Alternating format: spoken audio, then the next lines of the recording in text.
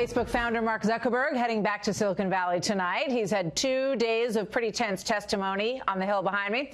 Lawmakers grilled the billionaire over the issues of privacy, security, data ownership, censorship on the social media site.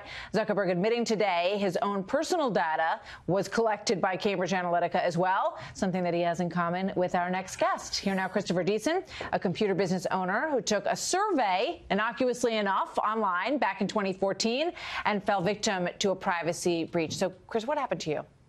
Well, I took this survey, and part of the survey asked me to install an application. And like I do whenever I install any application, I reviewed the permissions. I didn't see anything that I felt was going to violate my privacy, anything that I felt was underhanded. And so I went ahead, I installed the application, I did the survey and uninstalled the application, and that was the last I heard of it until the Cambridge Analytica story first broke. And then, Facebook has now made it public that they've sent notices to people who were affected. So you started hearing, oh, this was based on a survey. And a lot of people click on these surveys. You can make a few bucks by participating, so that's the trade-off, right? Right. But so then how did you realize that you had exposed all of your friends to this data breach as well?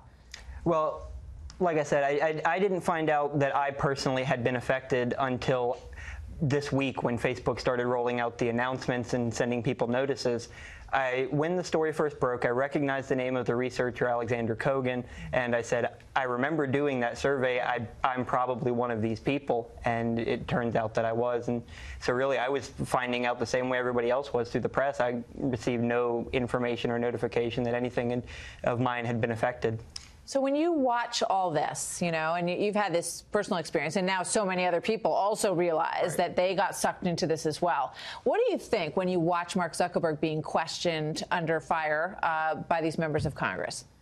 Well, I think the first thing he did right, at least, was to apologize, mea culpa, and accept, if not liability, responsibility for what he did and for what Facebook did. But what's going to be telling for me is not his words in the hearings. It's going to be the actions going forward in the next 1, 3, 6 months.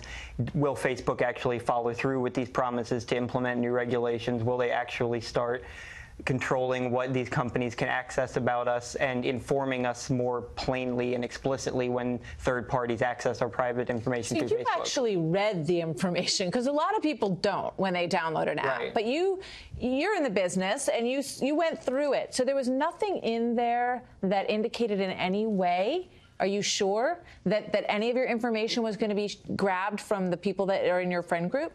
If it was buried so deeply in the fine print that even someone with an educated eye reading carefully would have missed it. And that's wrong, you believe? Yeah. So, are you going to unplug, or are you going to get off Facebook? I know it's part of your business, but...